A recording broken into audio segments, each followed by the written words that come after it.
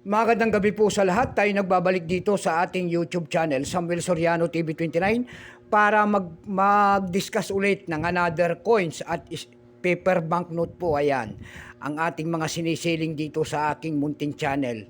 Ayan, maraming salamat po sa ating mga subscriber dyan kung saan kayong panig ng mundo po. Keep safe po sa lahat and God bless. Ayan, maraming salamat po. Maraming salamat din po sa nanonood doon sa aking FB page, Samuel Soriano. Lahat po na nakapalo doon sa akin ay thank you so much. Lalo na yung mga nagsisend ng star dyan. Thank you so much.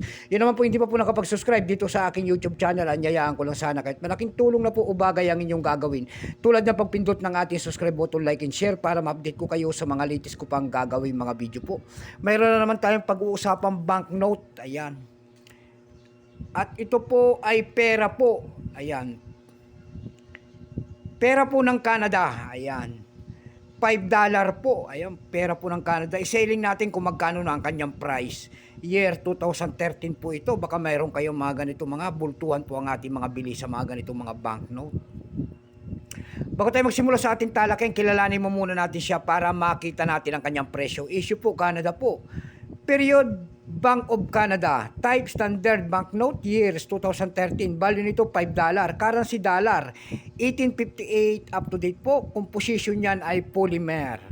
May bigat lamang, may haba po itong 152 by 69 milimetro. Ayan. May hugis pong rectangular po yan. Number and dash 201578.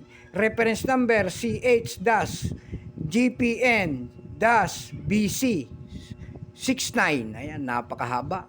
Ito pong year 2013 ay 49%. Kung ilang piraso naman ang ginawa ng Canada sa hawak nating perang papel, ito po ay 260 million po. May presyo po ito doon sa ating numista. Binigyan na po ng presyo.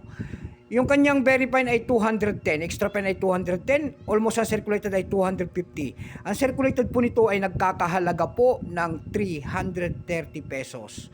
Dako tayo sa kanyang presyo. Doon lang tayo nakakita po ng presyo nito doon sa ating eb.com. Doon sa ating eb.com may nakita tayo nagbebenta doon ng $9.99, nasundan po ng $8.50. Yung pinakamababa po, $7.27. Ayan lamang po ang ating may babahagi. Keep safe po sa lahat and God bless.